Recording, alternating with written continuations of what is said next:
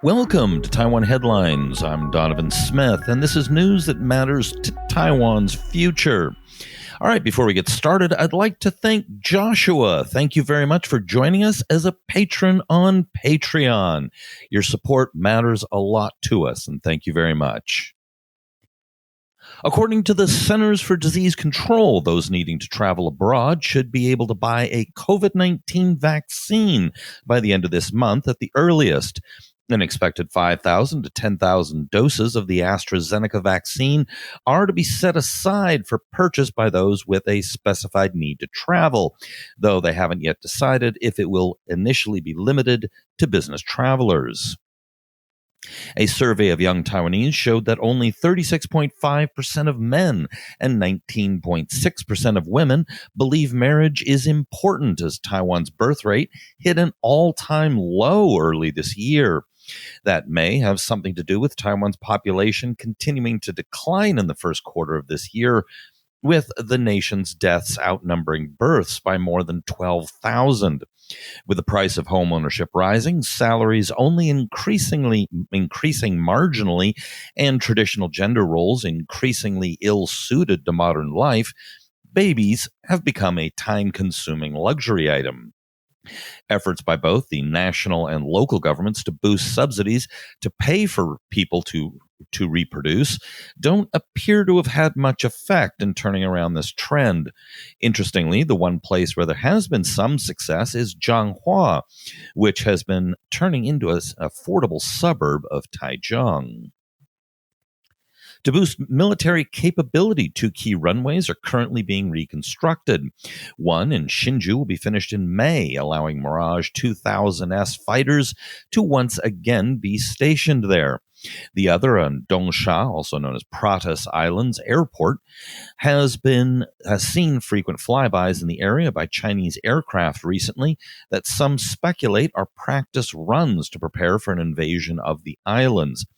The upgrade, to be completed next February, will allow the Air Force to carry out multiple strategic transportation and replenishment missions, using transport planes to carry troops, firepower, and equipment to the islands.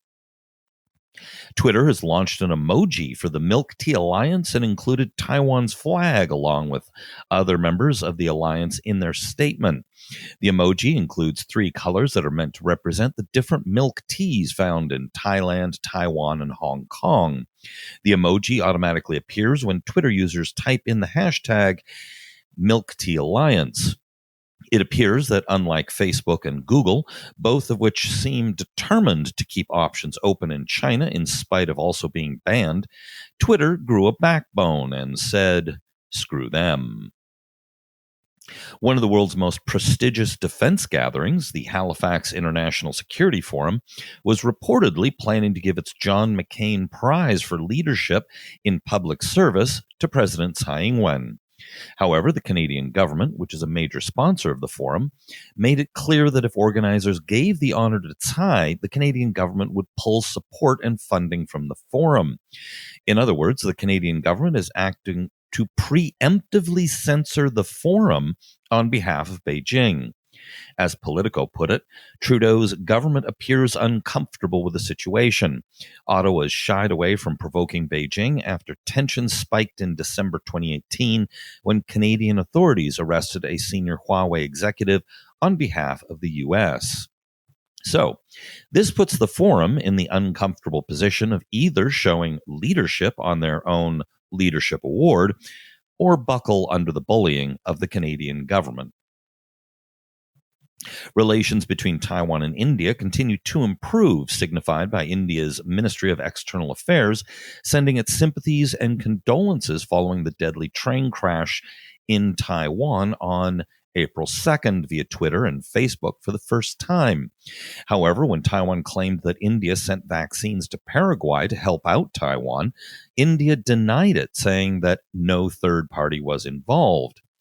Paraguay has been under pressure to get vaccines, and reportedly Beijing offered vaccines in exchange for dropping diplomatic relations with Taiwan. Meanwhile, the Times of India recently published an editorial titled New Delhi-Taipei Cooperation is both mutually beneficial and a pointed signal to China. In its editorial, the newspaper claimed that, quote, India shouldn't be overly concerned about China's political claims on Taiwan, and advocated that, quote, cooperation with Taipei makes strategic sense for New Delhi, when Beijing clearly doesn't respect one India.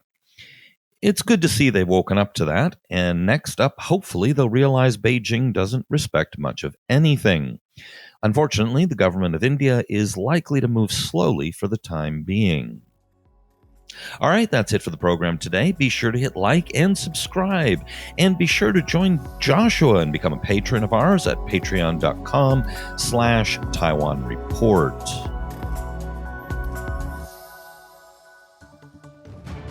This has been brought to you by the Taiwan Report. For more content like this, become our patron at report.tw. 哎呦，就是那个台湾狗啦，最喜欢我的台湾狗了。